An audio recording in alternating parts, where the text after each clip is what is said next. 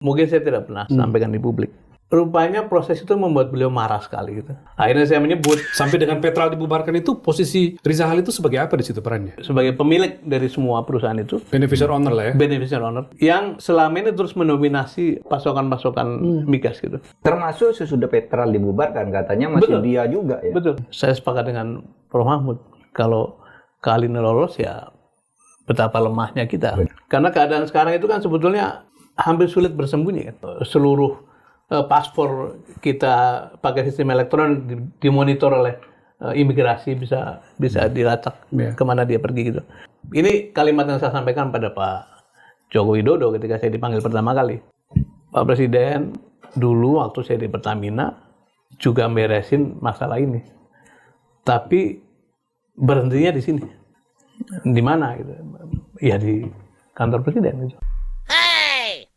Dengan logika kemampuan seorang yang disebut mafia bisa mendekat dengan siapapun gitu kan. Dan saya meyakini bahwa ada proteksi, ada kelonggaran, kan dia hadir di acara-acara resmi Kenegaraan. gitu. Yang dihadiri Presiden. Dihadiri Presiden gitu. Jadi ada sedikit cerita yang mungkin saya tidak pernah sampaikan di publik. Pada waktu proses Pak Pemerintah Saham itu lagi memuncak itu kan publik sebetulnya sangat senang, sangat memberikan dukungan apresiasi pada pemerintah gitu. Dan tapi di tengah proses itu tiba-tiba saya dipanggil oleh Presiden. Pak Jokowi. Ya, saya ingat hari Jumat. Dan gesturnya memang sudah tidak bersahabat. Gitu. Tidak nyaman. Tidak nyaman. Begitu duduk, beliau sambil menutup mulut begini. Ini terang-terangan aja siapa di balik ini semua gitu. Kata Pak Jokowi. Pak Presiden, tidak ada yang memerintahkan ini. Ini adalah murni tanggung jawab saya sebagai profesional yang ditugasi membersihkan sektor ini. Dan seluruh langkah-langkah ke MKD, ke KPK itu sudah konsultasi dengan Pak Presiden dan Wakil Presiden. Saya berharap penjelasan itu menurunkan tensi. Tapi ternyata pertanyaannya diulang dengan lebih keras. Enggak, terus terang saja. Siapa yang menyuruh ini? Gitu. Rupanya proses itu membuat beliau marah sekali gitu. Akhirnya saya menyebut, Pak Presiden, tapi saya mohon maaf, saya tidak happy dengan pernyataan Pak Luhut. Kenapa gitu? Di Jakarta Post ditulis, I know the plot behind Minister of Energy gitu. Yang menarik jawabannya Pak Presiden nih. Oh iya, Pak Luhut mesti bicara begitu karena kan temannya Novanto gitu. Jawaban Pak Jokowi. Saya sampai kehilangan kata-kata. Gitu ya. Speechless ya. Kok sampai begini gitu. Jadi ini juga yang menurut saya perlu disampaikan ke publik. Seorang presiden mengatakan, ya itu nanti bagaimana? Novanto kan orang kuat, sendirian aja kuat. Reza Ali juga orang kuat. Nah kalau bersatu, Kata Pak Presiden. Ini Presiden yang bilang gitu. Kata Presiden. Pak Jokowi. Yes. Saya tidak pernah sampaikan di publik ya. Dan ini perlu disampaikan karena barangkali momentum bagi Pak Prabowo untuk betul-betul berprestasi. Karena ini forum terus terang. Kalau seorang kepala negara, itu kan pimpinan tertinggi, punya tentara, punya polisi, punya intelijen, punya kejaksaan, menyikapi dua orang sumber masalah dari Republik dengan cara seperti itu, ya bagaimana lagi gitu ya. Saya mulai melihat signal bahwa tidak seperti pertemuan pertama, Presiden mulai berubah pikiran terhadap Sudah mulai. masalah itu. Termasuk, saya potong ya, mumpung saya punya ingatan. Pada waktu itu upaya-upaya menyelamatkan Setia Novanto itu tidak hanya lewat istana, tapi lewat Mahkamah Konstitusi. Oh ya? Anda ingat kan?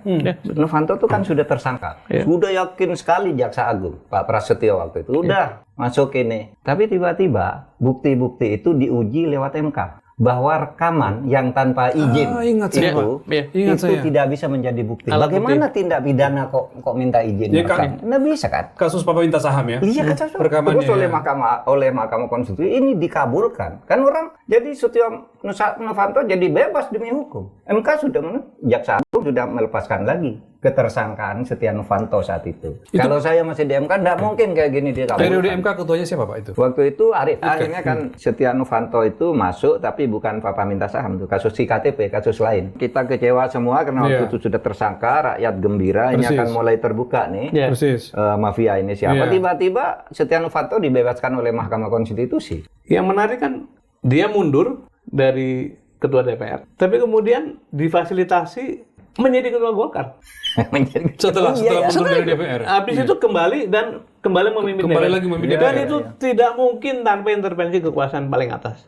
Bahwa salah satu peninggalan Presiden Jokowi adalah kerusakan tata kelola, tata etika, tata negara yang menimbulkan segala macam kejahatan terpelihara begitu rupa gitu. Karena signal yang diberikan oleh pimpinan tertinggi ternyata dia melindungi orang-orang bermasalah gitu. Nah ini menurut saya sejarah mesti mencatat dan tidak boleh hal ini dibiarkan. Saya masih ingat sidang kabinet pertama setelah membuka itu 28 Oktober 2014. Kalimat arahan pertama dari Presiden adalah, saudara-saudara yang hari ini masih menjadi pengurus partai silakan mengundurkan diri gitu. Itu Pengurus partai. Dan kami saling nendang kaki. Boleh juga nih kawan gitu ya. Jadi bikin tahu menteri sebelah kiri karena itu siapa? Bisa disebut. Sebelah kanan saya kan Bu sudah Susi. jadi sejarah nggak apa-apa. Oh, Bu Susi sebelah sini. Sebelah kirinya Jonan. Jadi semua tanda-tanda bahwa kita ini akan punya pemerintahan yang baik lah. Itu di awal muncul. Tapi kelihatannya, ya nanti kita tanya pada the wise man gitu ya. Kelihatannya ketika mulai menyadari bahwa kekuasaan itu ternyata besar. Itu makin hari makin tidak punya pattern yang jelas. Yang paling saya ingat adalah ketika akhirnya pemerintah memutuskan membubarkan Komite ASN, Prof.